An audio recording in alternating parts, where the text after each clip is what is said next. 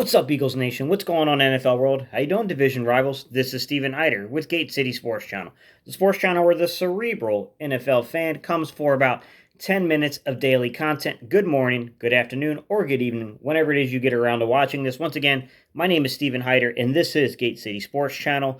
Guys, if you're new to the channel, I would love to add you to the community. In order for you to do that, guys, go ahead and hit that subscribe button. It means a lot. Once again, I'd love to add you to the community.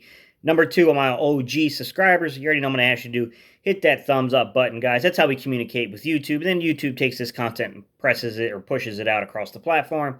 All right, guys, today's topic. Guys, things are rolling in. We got the Miami Eagles, apparently, out there signing every damn free agent the Eagles put out there. This roster's changing, guys. This roster's changing a lot. I did a couple of videos yesterday, and I just want to start this morning off by just kind of talking about what I see coming up, especially when it comes to the cornerbacks, okay? I think we've got to go get us a cornerback. If we are, you can't just go out there with what we have. You have to go get you somebody who's played in this league before and then go draft a couple of guys to get behind them. So I want to take a look at what's going on with the league, and let's talk about cornerback positioning, okay? So to begin with, the reason I call the Miami, Dolphins the Miami Eagles is they have signed Jordan Howard, which, sucks to lose Jordan Howard, but you know what? Congrats to Jordan Howard. I thought that was a natural fit for him as well because they do need a running back, and Jordan Howard is a good running back. He doesn't have that breakaway speed, but man, that dude has incredible contact balance. It sucks for the Eagles because I thought that he was a perfect complement to what we had there in Miles Sanders. But you know what? We'll be in the draft. We'll probably find us a contact balance back, or maybe we'll find something in free agency. Nonetheless, hurts for the Eagles a little bit, but I think we all kind of anticipated that was a 50-50 likelihood there to happen. In addition, Camus Grugier-Hill, not a guy that I would have broke the bank to bring back, but at the same time, I will admit there's not a lot of weak side linebackers, and he was one of the few that were still out there. So I do think the Eagles are probably going to have to really play the linebacker positioning in the draft, guys. We're going to have to pluck out some linebackers from this draft. I don't think there's any doubt about it at this point. The one thing I will say is that you could take a guy like Nathan Gary, and you could move Nathan Gary might be one of those guys that fills in partially the role for Malcolm Jenkins. He could also fill in the role at that will linebacker for Camus Grugier-Hill. I think he has applicable speed. He's pretty good in coverage. The thing that he's got to work on is his run defense. So putting him on the weak side is probably a better, optics for the Eagles in the run game as playing him in the Sam. So we'll see what happens there. All right, look, we made a couple of re-signings. We brought back Jalen Mills. The Green Goblin is back. That is something I am personally happy about, and I love the move to safety. I mean, look, I told you guys, a lot of the NFL scouts, that when I went back and I looked at some of the scouting reports on Jalen Mills coming out of college, they saw this guy's either playing inside at the nickel or back in the safety role.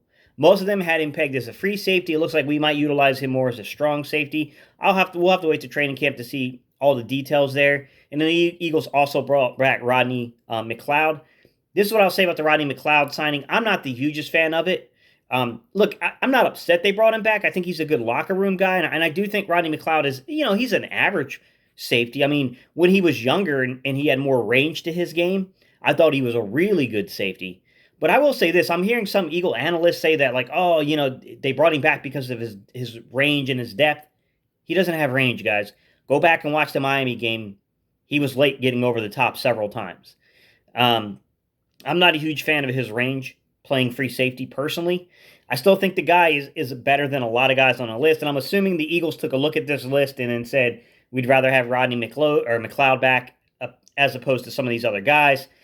This really probably comes down to Marquand Emmanuel, the new, cornerbacks coach and secondary coach, and the way he feels about some of these schematic fits. So you did have guys out there in terms of the free safeties. You still had like Clinton Dix. You still had Demarius Randall. I probably would have liked to have had either one of those guys over him. You have a guy like Will Parks who can play both free and strong safety. Me personally, I would have liked to turn back the clock 2 to 3 years, which all these guys give you that option. They're a little younger than Rodney McLeod, and I do think they have better range than he does. But I'm not going to stomp and kick my feet that they signed him back again. Like, I don't buy the argument that has to do with scheme familiarity because we're going to be still primarily cover 3 and cover 1 single high safety look, but Marquand Emmanuel is going to be a little different from what we had in the past. So McLeod has no more experience in his system than any other player. So I don't really buy that argument. I do think that we are going to be changing some of the concepts and some of the techniques we use in coverage. So I do think that argument is a little disingenuous, but I can understand why some people, the front office might have looked at this list and said we'd rather have Rodney McLeod over Clinton Dix or Demarius Randall. I would have probably definitely gone with Demarius Randall. I think Clinton Dix, you could flip a coin between him and Rodney McLeod, and I think either one you're fine with. In terms of the strong safety, look, Jalen Mills, it looks like they're going to slot him to play strong safety. He's a very solid tackler. We all know that about him. I just, I don't know that you stop with Jalen Mills. I mean, maybe the Eagles should keep looking. You got Tony Jefferson out there in Baltimore that's available. He's a strong safety. You got a young dude in Von Bell who you can bring in and compete with Jalen Mills. They're similar in age. I think that would be a good deal because you do need 3 safeties, guys. You can't go out there with only 2. You got, Will Parks again who can play free and strong. I think Will Parks would be a good, versatile third guy if Jalen Mills beats him out. So, I mean, I do think there are options that the Eagles could go for there, but we'll see what goes on there, guys. Man, I'm getting concerned about corners. Let me just run you down through the list, all the guys who have signed already, guys. Byron Jones signed with the Miami Eagles. James Bradberry signed with the New York Whimpers. We got Bradley Robey signed back with the Texans. So those were the 3 top corners I thought the Eagles might have been targeting. All 3 of those guys are off the board. Trey Waynes, which I would put down in this next category, guys that when I looked at the advanced analytics on them, I wasn't that impressed with them. Trey Waynes, fast guy, very athletic guy, a guy that could be developed. Well, he signed in Cincinnati. Good luck there, Trey Waynes. That was probably a bad signing on your part. Darqueze Dennard, who I thought had exceptional value when you looked at what he was in terms of how he graded out. Darqueze Dennard went to Jacksonville. Darqueze Dennard is a very good football player. I'm not sure if you play him inside, outside. I'm assuming Jacksonville's going to use him in both roles, but he's a solid signing. You got the Carolina Panthers signing Justin Burris. That one kind of shocked me. I don't think that's a, first day of free agency type signing. Justin Burris, really? I don't know what the hell they're doing. The sports radio people out here in Carolina are going crazy about what the Panthers are doing. The whole situation with Cam Newton is really funny to listen to these guys. I mean, I think they're making a big mistake. I like Teddy Bridgewater, don't get me wrong. He's not Cam Newton. Josh Norman in Buffalo, he's a veteran guy. I mean, probably not a day one signing either. I think it's an after the draft type signing, but hey, be you. And then the Washington Redskins went out and got Kendall Fuller. Kendall Fuller is the one guy I'll go out on a limb for and say that I do think Kendall Fuller has abilities. However, you can't play Kendall Fuller on the outside. If the Redskins try to play Kendall Fuller on the outside, he's going to be burnt toast this year. It's going to be good for the Eagles. However, Kendall Fuller playing back in the safety or playing in the nickel, he's a different dude. He's a lot better.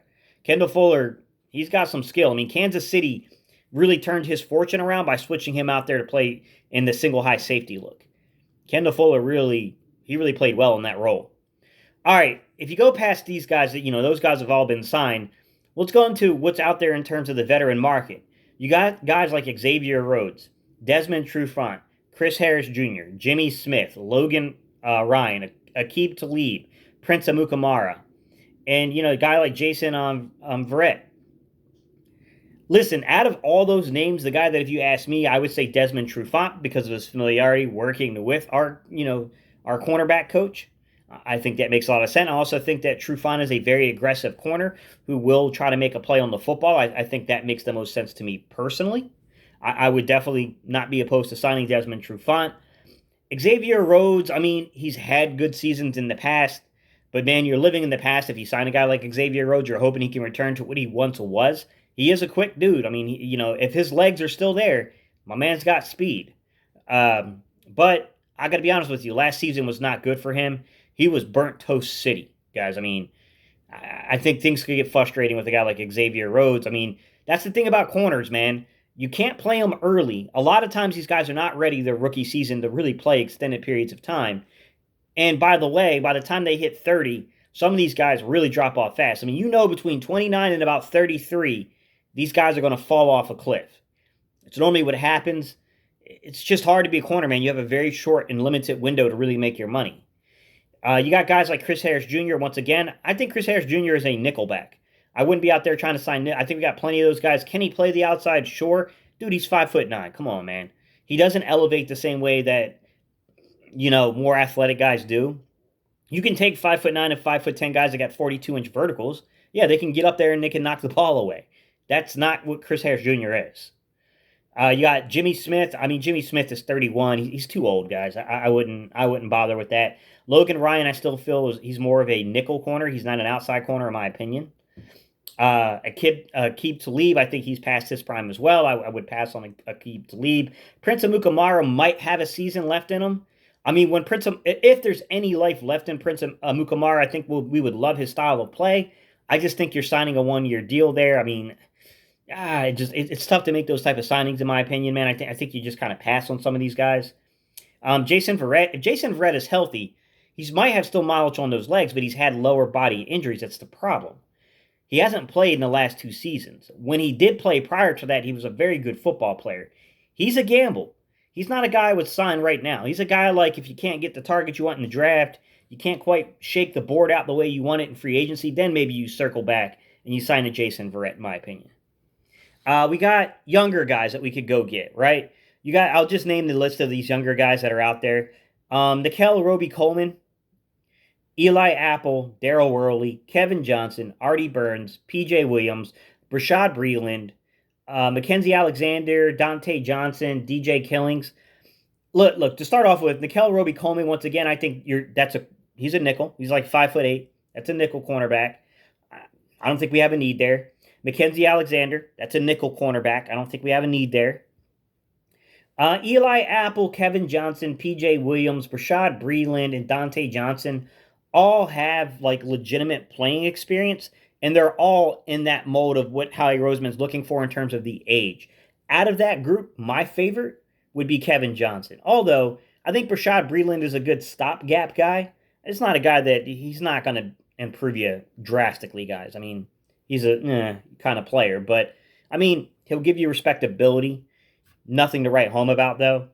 Dante Johnson, I think Dante Johnson, I'm a little biased here, guys, because he's an NC State guy, but he's a big dude, 6'2", 200 pounds, runs like a 4.45 40.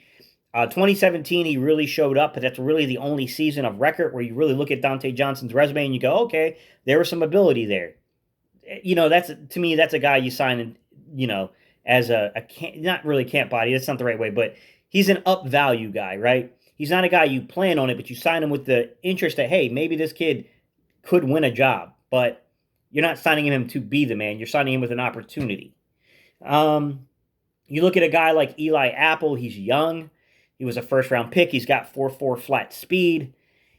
He never really panned out in New Orleans. He never really panned out with the Giants. I mean, you're really trusting that you can develop the kid, and let's be honest, we haven't had the greatest success developing corners. I don't know how we feel about that. P.J. Williams is a guy that's played a lot as well. But, I mean, I would probably take Eli Apple over P.J. Williams, but I don't think it's a horrible signing. DJ Killings is kind of now bounced around just a little bit. I don't know how people feel about him. I'm not high on him. If you were to ask me out of this list of people that I named, where do the Eagles go now? I think you got to go with guys like Desmond Trufant. Kevin Johnson if you can get him. Brashad Breeland if you can get him. If you really get desperate, then you can bring in upside guys like, Dante Johnson, right? If you get in desperation in Eli Apple. I would really try to avoid the Logan Ryans of the world and the Chris Harris Jr.'s guys. I just think they're too old. I mean, at least Logan Ryan's only 29, but I just don't trust him, man. The advanced analytics on Logan Ryan are not good. He did not have a good season, guys. These are my thoughts about it, guys. But I want to know your thoughts. I just gave you a whole list of guys. Man, let me know what y'all think about some of these guys. I'm going to jump off of here. These are my thoughts. Hey, later today, I'll try to make a similar video about linebacker because linebacker is another position where I don't know what Howie's doing, but, it's time you do something because these guys are coming off the board, and we ain't got a whole lot left here. All right, y'all. Peace. I'm out here. You know what time it is. EAGLES. All right, y'all. Let's go Eagles, guys.